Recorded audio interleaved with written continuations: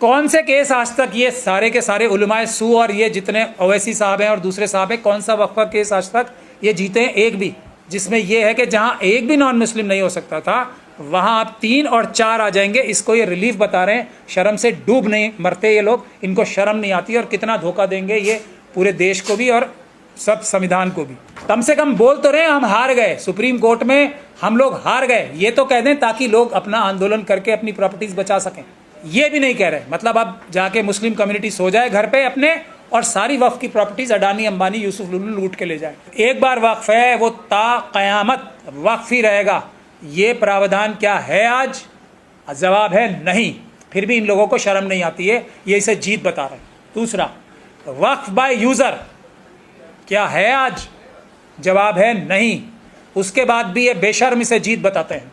इमरान प्रतापगढ़ी साहब का भी आज पता लग गया। अगर किसी चीज़ के बारे में मालूम नहीं है तो मुंह नहीं खोलना चाहिए उसके बारे में, लेकिन अगर किसी चीज़ जो सबसे बुरी चीज़ हुई है उसकी तारीफ़ की जाए तो मेरे ख्याल से इससे बड़ा धोखा कोई नहीं हो सकता। अब मैं आपको जजमेंट पढ़ के सुनाता हूँ। जब ये लोग सुप्रीम कोर्ट गए थे, याद कीजिए, ओवैसी साहब को, मदनी साहब को, सारी पर्सनल लॉ बोर्ड के सभी मेंबर्स को उन्होंने ये कहा था कि हम इसमें 43 चेंजेस हुए हैं, 43 के 43 को रिजेक्ट करते हैं। इसमें से एक भी प्रावधान ऐसा नहीं है जो वक्फ के हित का हो। ये वक्फ सारे के सारे प्रावधान जो चेंज किए गए हैं ये वक्फ को लूटने के लिए बनाए गए हैं। ये सबकी स्टेटमेंट थी, ठीक है नहीं थी? अब जब ये फैसला आया तो इसमें हुआ क्या है वो मैं आपको पढ़ के बताता हूँ। मेरे बोलने से कुछ नहीं होना चाहिए, आप लोगों को अपना दिमाग लगाना चाहिए और कौन आरएसएस के लोग हैं और कौन आरएसएस के लोग नहीं है ये समझना चाहिए। पैरा नंबर 209 में कंक्लूजन्स आए हैं। इसमें ये कहता है, in totality of circumstances we do not find any case is made out to stay provisions of the entire statute. हमने सब कुछ देख लिया, सारी बहस सुन ली और हम ये अब कहते हैं, सुप्रीम कोर्ट कह रहा है ये कि कोई भी केस नहीं बनता है वक्फ एक्ट को स्टे कराने में, और इसके बाद उसको जीत बता रहे हैं। बेशर्मी की हद है कोई। ये है धोखाधड़ी कि मुस्लिम कम्युनिटी अपनी प्रॉपर्टीज़ की हिफाजत ना करे, घर में जाके सो जाए क्योंकि हम सुप्रीम कोर्ट से केस जीत गए। ये है आरएसएस के मेंबर्स का काम, ये है उलमाए सू का काम, और ये है स्लीपर सेल्स जो आरएसएस के हैं कांग्रेस के अंदर, उनका काम। इसके बाद कहते हैं, the prey for इम्प्यून्ड act is therefore rejected. इसीलिए जो आपके जो स्टे मांगा था उसको रिजेक्ट किया जा रहा है। However while doing so, in order to protect interest of all parties and balance equities during pendency of this batch of matters, we issue following directions। अब 3 पॉइंट पे सिर्फ स्टे जो कहा जा सकता है वो कहा जा सकता है। पहला पॉइंट है उसका कि जो 5 साल की एक शर्त थी कि कोई भी इंसान अगर वक्फ की प्रॉपर्टी, कोई भी अपनी प्रॉपर्टी वक्फ करेगा तो उसको ये दिखाना पड़ेगा कि वो 5 साल तक प्रैक्टिसिंग मुस्लिम था, यानी कि वो 5 साल से मज़हब इस्लाम का पालन कर रहा था। तो इसको उन्होंने स्टे किया है।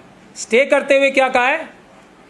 ये shall stand stayed until rules are framed by state government for providing mechanism for determining question as to whether a person has been practising Islam for at least 5 years और नॉट। यानी कि रूल्स बनाने हैं सरकार को, सरकार को सिर्फ रूल्स बनाने हैं ये बताने के लिए कि 5 साल की प्रैक्टिस वाला मुसलमान है या नहीं है कोई। ये इतना भर, और सरकार रूल बनाने में कितनी देर लगेगी? कम से कम बीजेपी रूल सरकारें तो सही ज़्यादातर स्टेट्स में, तो कितनी देर लगेगी? 1 दिन, 2 दिन, 1 हफ्ता, 10 दिन, इससे ज़्यादा कुछ नहीं। ये पहला स्टे है। दूसरा स्टे ये है कि ये वक्फ की प्रॉपर्टीज़ जो हैं सेक्शन 3 में, जिनको पहले ताकत थी, ये जो कलेक्टर्स थे उन्हीं को ताकत थी कि एक बार किसी भी प्रॉपर्टी पे उंगली रख दी तो वो सरकारी प्रॉपर्टी हो जाएगी, और जब तक कि इसका फैसला ना हो जाए जब तक वो सरकारी प्रॉपर्टी रहेगी। इसमें जो फैसला हुआ है वो ये हुआ है कि अब कलेक्टर की पावर नहीं रहेगी। एक डेजिग्नेटेड ऑफिसर जो होगा, जो स्टेट गवर्नमेंट बनाएगी, वो डेजिग्नेटेड ऑफिसर जो होगा वो कलेक्टर से ऊपर की रैंक का होगा। कोई सरकारी बनाएगी, कोई भी सरकारी अधिकारी जो कलेक्टर से ऊपर होगा, अब वो फैसला करेगा ये प्रॉपर्टीज़ वक्फ की प्रॉपर्टीज़ हैं या नहीं है। ये चेंज हुआ है। और उसके बाद ये फैसला ट्राइब्यूनल और हाई कोर्ट तक जब तक नहीं हो जाता, जब तक ये सरकारी प्रॉपर्टी नहीं रहेगी, इसका वक्फ का कैरेक्टर बचा रहेगा। इस काम को करने के लिए आप लोगों को पता है कितनी मेहनत पड़ेगी। कौन से केस आज तक ये सारे के सारे उलमाए सू और ये जितने ओवैसी साहब हैं और दूसरे साहब हैं, कौन सा वक्फ का केस आज तक ये जीते हैं? एक भी। तो उसमें ज़्यादा से ज़्यादा जो रिलीफ मिला है वो 2 महीने, 3 महीने, 4 महीने, 5 महीने, 6 महीने या साल भर का। उसके बाद सारी प्रॉपर्टीज़ सरकारी अधिकारी जैसे आज छीन रहे हैं वैसे ही बाद में छीनेंगे। तीसरा रिलीफ जिसको कहा जा रहा है वो ये कहा जा रहा है कि सेक्शन 13 और 14 सेंट्रल वक्फ काउंसिल में अब 22 में से 4 सिर्फ नॉन मुस्लिम्स रह पाएंगे और जो स्टेट के वक्फ बोर्ड्स बनेंगे उसमें 11 में से सिर्फ 3 नॉन मुस्लिम रह पाएंगे। ये बहुत बड़ा रिलीफ मान रहे हैं इसे, जिसमें यह है कि जहां एक भी नॉन मुस्लिम नहीं हो सकता था वहां अब 3 और 4 आ जाएंगे। इसको ये रिलीफ बता रहे हैं। शर्म से डूब नहीं मरते ये लोग, इनको शर्म नहीं आती और कितना धोखा देंगे ये पूरे देश को भी और सब संविधान को भी।